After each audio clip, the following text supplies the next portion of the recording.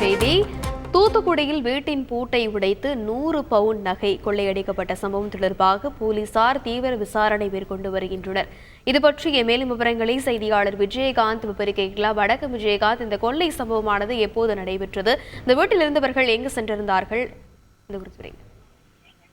நிச்சயமாக மேடம், அதாவது தூத்துக்குடியில் உள்ள மீன்வளக் கல்லூரி துணைவேந்தர் வீட்டில் சுமார் 100 பவுனுக்கு மேல் கொள்ளை போன சம்பவம் பெரும் பரபரப்பை ஏற்படுத்தியுள்ளது. தூத்துக்குடி மாநகராட்சி பகுதியில் உள்ள சின்னமணி நகர் 2வது தெருவை சேர்ந்தவர் சுகுமார். இவர் நாகப்பட்டினத்தில் உள்ள மீன்வளக் கல்லூரியில் துணைவேந்தராக பணியாற்றி ஓய்வு பெற்றவர். இவர் இவரது குடும்பத்தினர், அதாவது இவரது மனைவி, மகள்கள் மற்றும் இவர் சென்னையில் வசித்து வருகின்றனர். தற்போது இவர் ஓய்வு பெற்று வீட்டில் இருந்த நிலையில் தனது மனைவி மற்றும் மகளை பார்ப்பதற்காக சென்னை சென்றார்.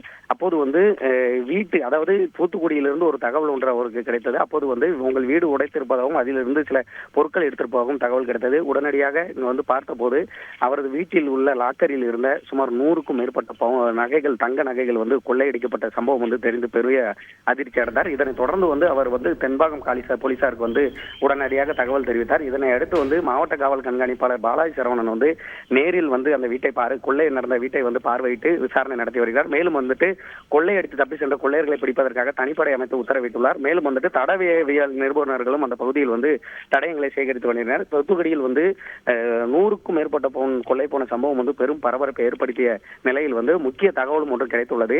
அந்த ஓய்வு பெற்ற அந்த மீன்வளக் கல்லூரி துணைவேந்தரான அந்த சுகுமார் என்பவரது மகளுக்கு தற்போது அந்த திருமண ஏற்பாடுகள் நடைபெற்று வருவதாகவும் கூறப்படுகிறது. இதற்காகத்தான் தற்போது அந்த 100க்கும் மேற்பட்ட பவுன் நகைகள் சேகரித்து வைக்கதாகவும், இந்த நகைகள் தான் அவர் சென்னை சென்ற நேரத்தில் கொள்ளை போனதாகவும் கூறப்படுகிறது.